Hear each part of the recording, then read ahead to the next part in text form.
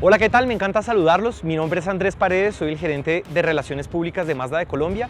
Para mí es un verdadero honor compartir con ustedes este nuevo espacio que hemos creado para conversar con personas inspiradoras, con personas icónicas y con perfiles que por supuesto son voces autorizadas y voces de grandeza. El día de hoy tenemos un invitado de lujo que nos va a contar todas sus experiencias alrededor del mundo mágico de la gastronomía.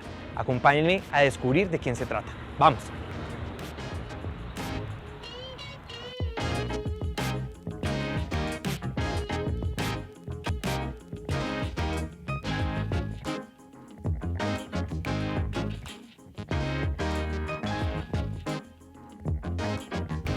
Hola José, buenos días. Hola Andrés, ¿cómo estás? Bien, bien, muchas gracias, bienvenido. Mil gracias por ser parte de estos caminos de grandeza y de estas voces de grandeza. Muchas gracias. No, vamos a darnos una vuelta para que nos cuente todo sobre toda su magia culinaria. Me gustaría, José María, que nos cuente un poco de usted, que nos cuente un poco de su trayectoria y por supuesto esa inspiración o ese inicio suyo en este arte de la culinaria. El inicio viene de una raíz familiar, o sea, no es que mi familia sean cocineros, siempre cocinaron en mi familia, sobre todo mi papá. Mi papá llega acá en la Segunda Guerra Mundial y para que él no saliera a jugar al garaje, le enseñaron a cocinar desde pequeño. Entonces él muchas veces transmitió eso a nosotros y desde ahí me empezó a gustar la cocina. Entonces le digo a mi mamá que quiero ser cocinero y que por favor le diga a mi papá. Con una sorpresa, y es que recibo una llamada y me dicen, no, bueno, listo, ¿quieres ser cocinero? Pues tienes que empezar ya. Empiezo con literalmente una semana con Harry Sazón. Él me recibe y yo creo que estaban tratando de aburrirme, realmente. Sí. Como ponerlo a prueba para que dijeran, no, este personaje tiene que hacer otra cosa. Sí, para que viera una realidad como de realmente de las cocinas, y era, no, pica esto, y era un bulto de cilantro. O sea, yo me acuerdo pintado de verde el cilantro de arriba abajo. Al otro día llegué y era una resma de cocos. Obviamente duró una semana, casi me caen las manos nunca se me va a olvidar la leche de coco, de tanto cortar coco. La leche de coco es astringente, entonces hace como heridas en las manos y ya las manos me dolían, entonces no pude volver, básicamente. Y eso que tuvo usted el privilegio, yo me atrevería a decir que usted tuvo el privilegio de arrancar desde el inicio de su amor por el arte culinario con los mejores. Sí, eso es muy importante y yo lo agradezco mucho en mi carrera, y es haber tenido la oportunidad de tener mentores muy grandes, Harry Sazón, José Augusto Pajares, pues entre otros que me han enseñado mucho, y además empezar muy joven. Eso me ha ayudado mucho a hacer y a llegar a donde estoy yo hoy en día, por haber empezado joven. Conocer la industria antes de haber estudiado la parte de cocina me ayudó bastante. También a tomar una decisión de vida. Muy joven me enseñaron cómo se cortaba, cómo se porcionaba, por qué era importante porcionar de la manera correcta, por qué era importante el mise en place, que es ese prealistamiento a un servicio. Como buenos padres, mis padres me dicen, usted tiene que ir a estudiar al Harvard de la cocina. Y me monto en un avión y me voy para Francia. Trabajaba en un sitio que se llamaba Calle Latino, que era cocina española en Francia, donde me pagaban por peso de lo que picara por hora. Había una tabla de conversión. Era muy interesante porque es como el trabajo base de una cocina, ¿no? Viajo a los Estados Unidos y empiezo a estudiar, ya para así estudiar. Ahora dedicarse. Ahora sí, porque ya la parte empírica llega hasta cierto punto, ¿no? Donde ya uno tiene que profesionalizar el arte, entender un poquito más las bases, un poco más la técnica, por más de que, pues porque todo el mundo tiene formas diferentes de hacer las cosas, pero es una industria que sí tiene estandarizada la técnica y sí tiene estandarizada los Eso procesos. es importante, porque yo creo que las personas podrían pensar que cocinar es simplemente crear y ya, y probar. sobre todo con ingredientes nuevos, formas de partir, de cortar.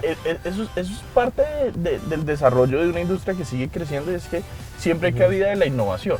En el 2010 soy uno de los chefs, o el chef encargado del Comité Olímpico de los Estados Unidos. Para los Olímpicos de invierno. Olímpicos de invierno en Vancouver, Canadá. Sí. Y eso me abre muchas puertas en la industria, muchísimas puertas, porque paso a un nivel donde ya soy considerado chef. ¿Sí? Chef no es un título, es una posición, ¿sí?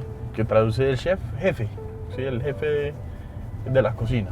Sigo en la industria y después tengo una oferta que me parece muy interesante, y es ser profesor en la Universidad de La Sabana. Es una oportunidad muy interesante, muy bonita, y sobre todo yo lo veía como en parte algo para devolver parte de ese conocimiento que yo recibí en cierto momento, entregárselo a próximas generaciones que te van a ayudar a seguir adelante y ser un referente. Pues esta es una plaza que se surte de Corabastos, que es la plaza principal de Bogotá. Sí, o el centro de acopio. La gente lo conoce a uno, tiene como esa parte artesanal. Te puedes comer una ensalada de frutas muy buena, con frutas frescas, una arepa. Pero yo creo que es algo muy importante de cuidar y mantener dentro de la cultura. Es una experiencia muy chévere, muy rica. Los olores, los colores. Primero es bueno para la economía familiar, pues porque los precios son mucho mejores. ¿Sí? La calidad es mucho mejor. Eso iba a decir, el tema de calidad. Calidad y precio. También algo que está muy de moda, y sobre todo, por ejemplo, esta plaza lo tiene cerca, que es muy chévere, es que ya, pues aparte de la comida de la plaza, en locales aledaños a la plaza hay restaurantes, pues, de comida ya de muy, muy alto nivel. ¿Sí? La trattoria de la plaza. Mire esto, es que en verdad es toda una experiencia, ¿no? Las ollas, el estropajo, las canasticas, las flores acá en la entrada. ¿Sí? Esto es único, ¿sí? Claro. Y esto sí es toda una experiencia.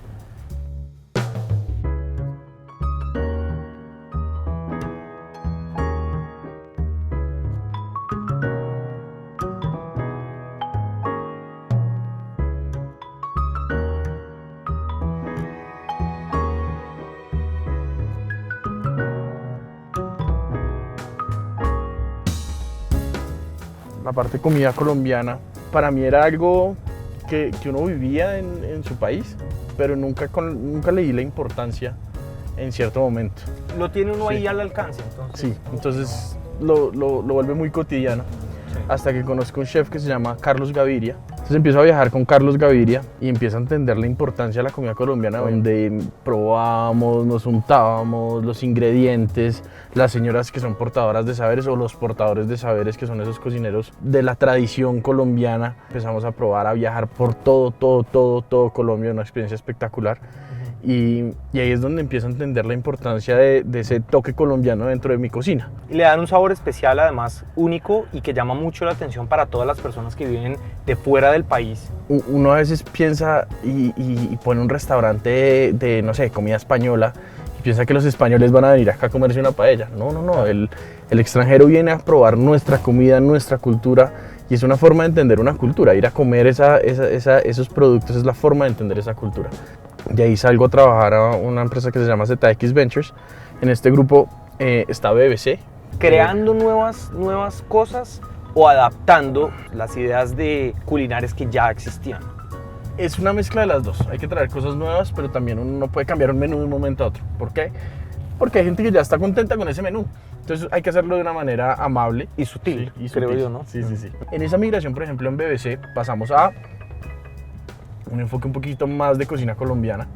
Por ejemplo, antes se vendían muchísimas pizzas. Hoy en día el ítem que más vendemos en BBC, por ejemplo, son las empanadas. Es ese tipo de migración a la cual yo estoy buscando, por ejemplo, en esa carta.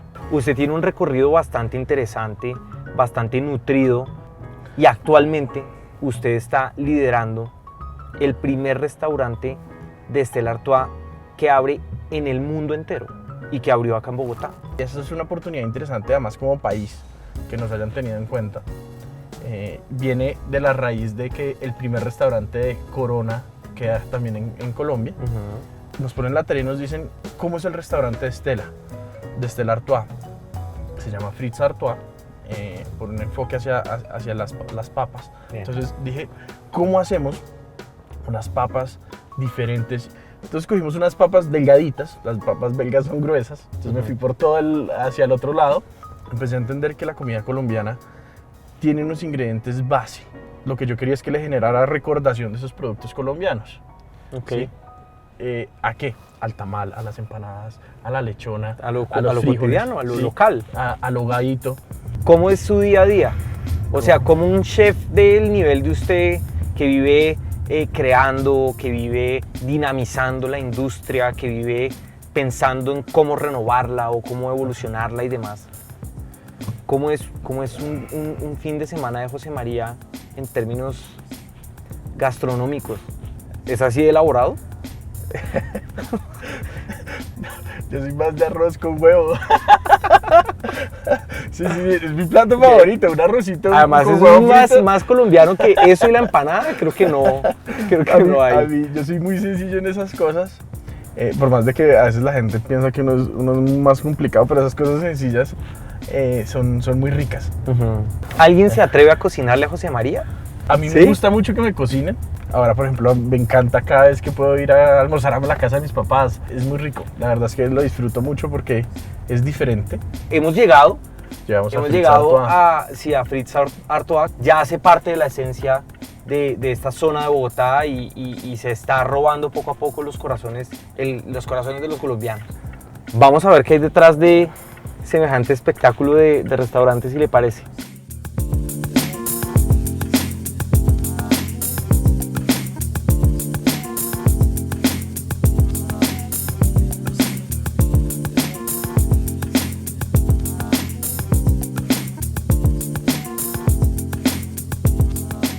Necesito que me explique, por favor, con toda la calma del mundo, de qué se trata esto, sobre todo este que me llama mucho la atención. Empecemos por el perrito. El perrito, pues, obviamente es súper americano, un hot dog, pero es de esos productos que yo le decía, internacionales, que lentamente las diferentes culturas se han apropiado. Es un pan brioche, para darle ese toque europeo con la mantequillita, ¿sí? Se le pone mantequillita y se asa. Y después le ponemos una salchicha de ternera para mantener ese lado como europeo. Y nos vamos con una cebollita caramelizada, tocineta ahumada. Tenemos pues como una ensaladita de la casa que tiene todas las conservas, como la cebollita cañera que compramos en la plaza, pepino, tomates, mix de lechugas. En la parte de la salchicha tenemos queso mozzarella, pero también terminamos el plato con un poquito de queso paipa. Sí. Okay. Paipa de verdad, colombiano. Esto es una forma de hacer esa mezcla de las cosas colombianas con lo europeo. Con lo europeo y con lo internacional realmente. Entonces son unas papitas delgaditas. Como te puedas dar cuenta, pues ellas tienen como esa cobertura, como esas especies que yo te comentaba antes, con el comino, el ajo, un poquito de páprica. Tienen unas especies que cuando tú las pruebas, te dan esa sensación como de la empanadita. Se ve espectacular. Entonces, y yo la verdad, si les soy sincero, creo que no me aguanto las ganas de probarlo. Venga, lo compartimos. Eso, es cortarlo buenísimo. así. Vamos a partirlo por la mitad. No, delicioso. José, muchísimas gracias por la invitación, de verdad. Qué lugar tan agradable, qué comida tan agradable, qué preparación tan exquisita. Y de verdad le agradezco mucho por ser un embajador de las voces de grandeza de nuestro país y deleitar a tantas personas con sus creaciones y con la magia de su sabor culinario. Muchísimas gracias por ser parte de Voces de Grandeza. Gracias. Espero que les haya gustado y acá los esperamos. Vale, mil Que vaya gracias. muy bien. Chao.